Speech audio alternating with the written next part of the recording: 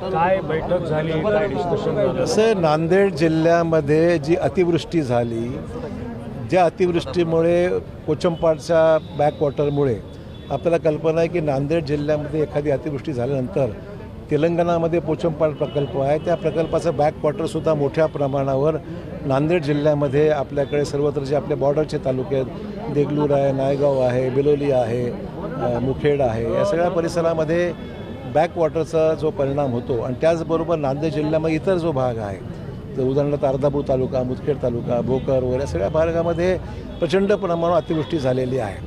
त्यामुळे बॅकवॉटरमध्ये होणाऱ्या परिणामाची व्याप्ती लक्षात घेता यंदाचा जो पाऊस आहे तो अतिशय अभूतपूर्व आहे, खूप मोठ्या प्रमाणावर आहे, नुकसानही मोठं आहे.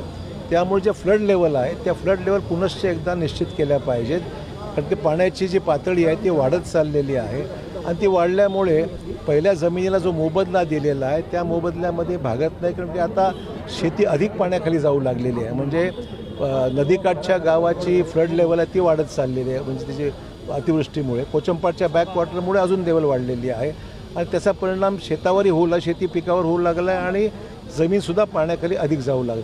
हे लक्षात घेता नव्याने फ्लड लेवल निश्चित करावी आणि त्याला एक रकमी एकदा मावेजा दिला तर वारंवार पुन्हा मावेजा देण्याची गरज पडणार नाही, अशा स्वरूपाची मागणी मनूरकर आणि सर्व जे शेतकरी आहेत ते त्यांची आहे. त्याचे सर्व शिष्टमंडळ ज्या ठिकाणी त्यांची बैठक झाली, बैठकीला रवींद्र चव्हाण होते खासदार साहेब, त्याच्याचबरोबर आपले आमदार राजेश पवार होते, मी त्या बैठकीमध्ये सहभागी होतो, जिल्हाधिकारी, इरिगेशन डिपार्टमेंटचे अधिकारी राजूरकर, सर्व आम्ही हजर होतो आणि त्या मीटिंगमध्ये ही फ्लड लेवल नव्याने निश्चित करावी. शासन स्तरावर जी जमीन बुडीत चाललेली आहे त्याचं एक रकमी कायमस्वरूपी पैसे देण्यात यावे हा त्यातला मुद्दा आहे. दुसरा, शेतीचं जे नुकसान झालेलं आहे, दिलेली जी काही मदत जाहीर झाली आहे ती अतिशय अल्प आहे. तिचा विचार करता महाराष्ट्रामध्ये नांदेड जिल्हाच हा सगळ्यात जास्त अतिवृष्टीमुळे नुकसान झालेलं आहे. हे लक्षात घेता एक विशेष बाब म्हणून नांदेड जिल्ह्याकरता वाढीव मोबदला दिला पाहिजे. सगळ्यात जास्त नुकसान नांदेडचं आहे आणि अद्यापही पुढं 2-3 दिवसात अजून पाऊस होणार, गेल्या 8 दिवसात पाऊस चालूच आहे सातत्याने. त्यामुळे नांदेड जिल्ह्याची व्याप्ती मोठी आहे. इतर जिल्ह्याला ज्या दिलं त्या मनाने नांदेड जिल्ह्याला कमी मिळालेला आहे, त्यामुळे त्याला अधिक पैसे द्यावेत अशी प्रकारची मागणी आहे. तोही विषय आम्ही शासनाकडे घेऊन जाणार आहोत. पुनर्वसनाचे काही विषय राहिले असतील तर तेही मार्गी लागली पाहिजे. अशा 2-4 प्रमुख मागण्या याच्या ठिकाणी आहेत आणि काही गोष्टी दीर्घकालीन आहेत आपल्याकडे. हे जर तातडीचे विषय आहेत जे शासन स्तरावर आम्हाला न्यायचेच आहेत, पण काही मागण्या दीर्घकालीन आहेत की आपल्याला हे डॅमेज आपल्याकडे जे आता ह्याच्यात खरं म्हणजे नुकसान जे होतं ते पोचमपाड प्रकल्प जो तेलंगणामधला आहे त्याच्यामुळे नुकसान बरंचसं होतं आहे. याचा काही भार तेलंगणाने उचलला पाहिजे असं आमचं म्हणणं आहे, कारण की हा फक्त महाराष्ट्रापुरती विषय नाही आहे, तेलंगणाच्यामुळे नुकसान होतं आहे. त्यामुळे अधिकचे पैसे जे काही लागतील त्याच्यामुळे तेलंगणाने आपला वाटा उचलला पाहिजे अशी एक मागणी समोर आलेली आहे आणि ते रास्त आहे असं वाटतं मला.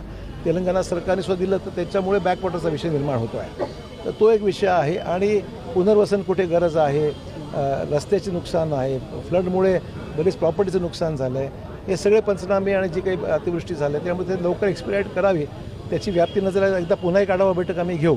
पण हे सगळं झालं असताना हे सगळ्या गोष्टी जाऊ त्याच्या लोकांच्या म्हणण्यानुसारच आम्ही आज चर्चा केलेली आहे. आम्ही विनंती केली की तूर्त तुम्ही तुमचं आंदोलन जे चालू आहे ते स्थगित करा आणि मग यांच्या रिपोर्ट अहवाल आकडेवारी स्पष्ट झाल्यानंतर आम्ही जिल्हाधिकाऱ्यांच्या मार्फत हा विषय पुन्हा शासन स्तरावर नेऊ. आम्ही सर्वच जण सर्वपक्षीय शिष्टमंडळ हे शासनाकडे आम्ही जाऊ आणि मागणी करून याला मोबदला लवकर मिळावा ही त्याची मागणी रास्त आहे. राज्यातल्या साधारणपणे 21 जिल्ह्यांमध्ये अतिवृष्टी आहे, हो, तर ओला दुष्काळ जाहीर करावा अशी मागणी. हो ना, तो पण आहे. काय मत आहे? तो पण विषय आहेच नाही, मागणीचा विषय आहे. नुकसान ज्या प्रमाणात त्याचं असं आहे की ओला दुष्काळ जाहीर करणं याच्यामध्ये आपण निश्चितच पात्र ठरवू, कारण की तेवढं नुकसान झालेलंच आहे. त्यामुळे सगळ्या गोष्टी असं आहे की इथे निर्णय काही इथे होऊ शकत नाही, निर्णय शासन स्तरावर होईल. मग शासनाकडे जाऊन या सगळ्या गोष्टी मांडण्याकरता डेटा सगळं कंपाईल करून आम्ही जाऊन लवकरात लवकर हा विषय मार्गी लावण्याचा प्रयत्न करू. सरस लातूर, बीड आणि उस्मानाबादची परिस्थिती अत्यंत वाईट आहेच ना. असं की आता नैसर्गिकच आपत्ती आहे, रोजच पाऊस चालू आहे, काल पण संध्याकाळी जोरात पाऊस झाला, आजही 2-3 दिवस अलर्ट आहेच. त्यामुळे आता ह्या सगळ्या गोष्टी लक्षात घेता आपल्याला पावलं उचलावं लागतील आणि डॅमेज कमीत कमी व्हावं हा प्रयत्न काय करता येईल एवढा विषय आहे.